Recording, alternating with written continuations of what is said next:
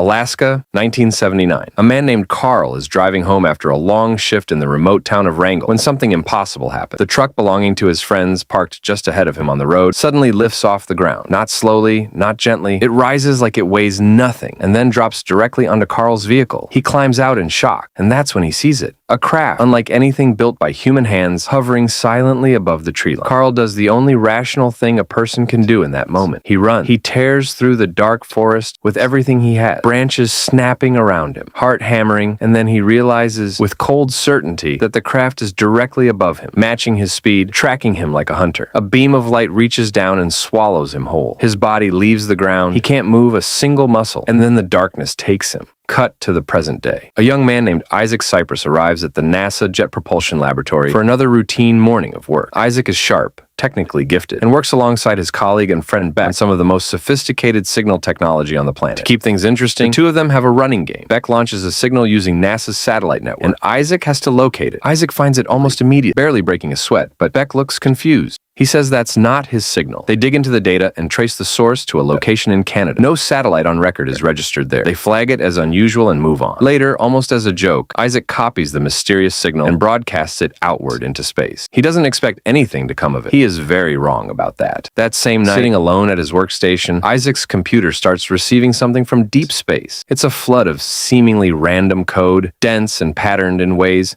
that don't match any known format. Isaac stares at it for a long time before saving everything and going home. His therapist has recently suggested he start keeping a video diary to help process his thoughts. Isaac takes the advice seriously and begins carrying his camera everywhere. A few days later, he's on a hike, recording some footage of himself talking to the camera about nothing in particular. Then, a fireball punches through the sky and impacts the earth not far from where he's sitting. The ground shakes. Within minutes, fighter jets appear overhead and sirens start wailing in the distance. Isaac understands almost immediately that the area is about to be locked down and closed to the public. Rather than retreat, he hides in the undergrowth and waits for the perimeter to close around him. Then, he moves toward the impact site. When Isaac reaches the crash location, he stops, because sitting in the clearing in front of him is not a meteor. It's a craft. Structured, deliberate, unlike anything in any aerospace catalog he's ever studied. He raises his camera to record it, and the craft simply vanishes. One frame it's there, the next it isn't. Isaac slowly turns around. An alien is standing directly behind him. He manages to press record on his camera without making any sudden movement. The alien looks at him steadily for several long seconds, and then it walks away. Isaac waits until it's gone, and then sprints.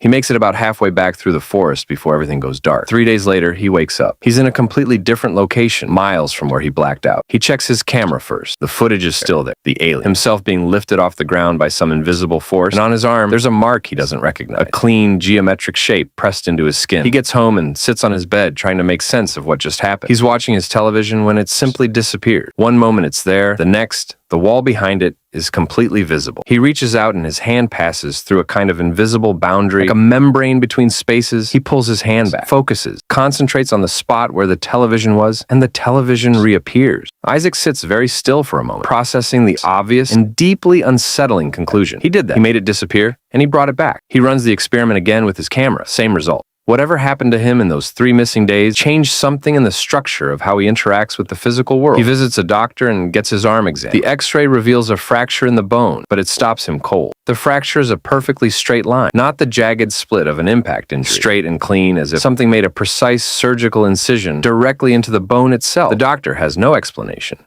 At work, Isaac shows Beck his new ability, shifting objects into what appears to be another dimension. But here's the thing that really unsettles him. Beck cannot see where the objects go. To Beck, things simply vanish. Only Isaac can perceive that they've moved to another location entirely. He shows Beck the footage of the alien and watches his friend's expression change completely. Isaac says they should bring in their other colleagues. Beck thinks that's a significant mistake. They argue about it, and Isaac goes home frustrated. He uploads the footage to the internet that night with a simple description. Alien abduction footage. He falls asleep without thinking much about it. The next morning, his phone starts ringing before he's fully awake. A news anchor wants to talk. He checks the video. Nearly 1 million views overnight. The comments are split cleanly down the middle. Half of people convinced it's real, and the other half accusing him of staging the whole thing for attention. Over the following days, news agencies and magazines and podcast producers keep calling. Isaac holds out for a while and then agrees to appear on one television channel. The interview does not go the way he hoped. The anchor is openly dismissive, pointing out with a smirk that it's remarkably convenient that Isaac happened to have a camera running at the exact moment an alien appeared behind him. Isaac tries to hold his ground, but the framing of the whole conversation works against him. He leaves feeling exposed and mocked. His story spreads further, but the mockery travels just as fast. While the media debate continues without him, Isaac starts researching. He goes deep into online communities dedicated to abduction accounts and begins comparing his experience against others. The similarities are striking. Specific details, the paralysis, the marks, the blackouts, and sudden reappearances in different locations appear again and again in accounts from people who couldn't possibly have coordinated their stories. He finds a woman named Sarah, whose account resonates particularly strongly, and reaches out. They agree to meet. When they sit down together, Isaac explains that these encounters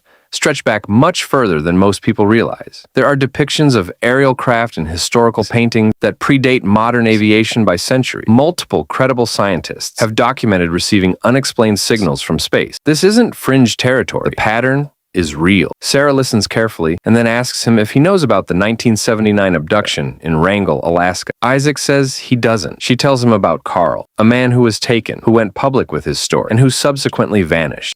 No one has seen or heard from him since. Isaac decides to distribute copies of his footage more widely. He sends physical packages to multiple organizations that document abduction reports. He's standing at a mailbox when a man approaches him. He introduces himself as Keith, says he's a writer who thinks Isaac is being treated unfairly by the mainstream press, and offers to give him a proper platform, a long-form piece where Isaac controls the narrative. Isaac sits with the offer overnight, and the next morning decides to go ahead with it. He arrives at Keith's office, and Keith suggests that the most effective way to establish credibility is a lie detector test. Isaac agrees. He sits through the entire procedure, answers every question about his abduction completely honest, and not a single answer registers as deceptive. When the results come back, Keith's demeanor changes. He steps out of the room without a word. Isaac follows after a moment and turns a corner to find two men walking down the hallway toward him. They're dressed like federal agents and moving with the specific purposefulness of people who know exactly where they're going. Isaac runs. They shoot him with something that drops him before he can reach the exit. He wakes up being physically dragged down a white corridor by androids. Not human guards, androids. He's taken into a white room and secured to a chair. Through a window, he can see Sarah being brought in separately. On a screen in front of him, Keith appears. His real name is Agent Graves. He represents an organization that has been monitoring Isaac since the footage went online, possibly before. He tells Isaac they need to assess his level of exposure. Objects are placed in front of him, and he's instructed to use his ability on them. Isaac sits there and nothing happens. He's not cooperating. He demands to know where he is and where Sarah is. Graves asks him directly whether he knows anything about Carl's location. Isaac lies and says he doesn't. Then he breaks out of the restraints, takes down the androids with surprising effectiveness, and uses something he doesn't entirely understand yet to open a sealed door with his mind. Sarah is on the other side. They run. Androids pursue them through the facility, firing as they go. They make it outside and discover they are in Costa Rica. They have no money, no phones, and a covert government agency actively hunting them. Graves gives his team new orders. Let them run. They'll try to find Carl and lead them straight to him. Isaac says that if he can get online, he can probably locate Carl. A woman at a local restaurant points them towards someone named Zed, a hacker who operates off the grid and has equipment that can't be traced. They find Zed and explain the situation. Just as they're getting settled, Graves' androids appear outside. Zed gets them moving and takes them deep into the jungle to his private setup. On the way, he fills them in on the organization pursuing them, the International Space Research Program, a classified agency that has been operating in the shadows for decades, specifically to manage and suppress evidence of extraterrestrial contact. Zed runs every search he knows through every database he can access and finds nothing on Carl. No records, no digital footprint, no evidence that the man exists anywhere in government files. Isaac tells him about the signal that originated from Canada, the one he and Beck flagged and couldn't explain. They hack into NASA's servers and trace the signal's origin point precisely. They have a location. Zed says there's a laptop at his place that can make a video call. They set it up and dial in. Carl answers. He immediately moves to end the call. Zed overrides his ability to disconnect and Isaac talks fast. He describes his abduction, the footage, the mark on his arm, the ability he's developed. He tells Carl that he sent a copy of the signal out into space and received a response the same night.